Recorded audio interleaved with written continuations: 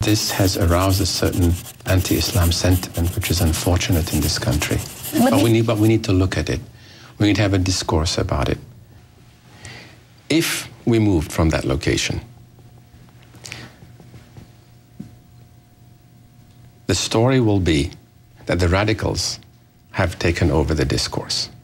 The headlines in the Muslim world will be that Islam is under attack. And I'm less concerned about the radicals in America than I'm concerned about the radicals in the Muslim world.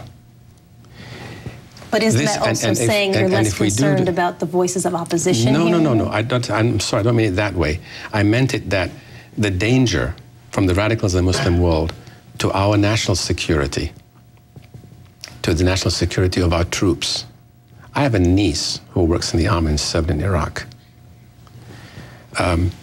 The concern for American citizens who live and work and travel overseas will increasingly be compromised if the radicals are strengthened.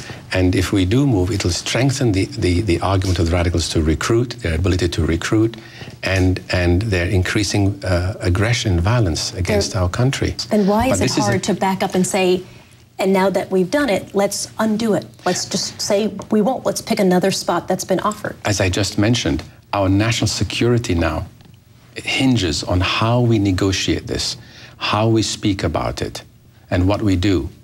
Americans must remember that what we do is watched all over the world. All over the world. And we are very engaged with the Muslim world, very engaged.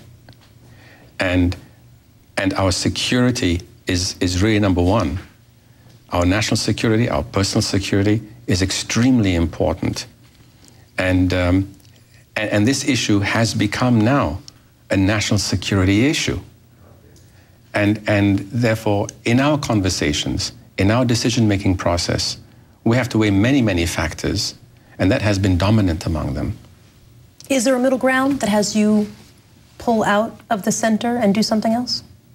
That's what it sounds like you're saying. We are discussing many things right now, but you know, we haven't found yet an option that would work in a safe way. What you're considering it?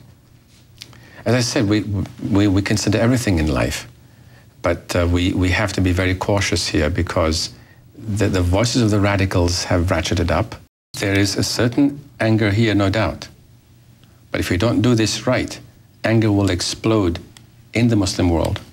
If this is not handled correctly, this crisis could become much bigger than the Danish cartoon crisis, which resulted in attacks on Danish embassies in various parts of the Muslim world, and we have a much larger footprint in the Muslim world.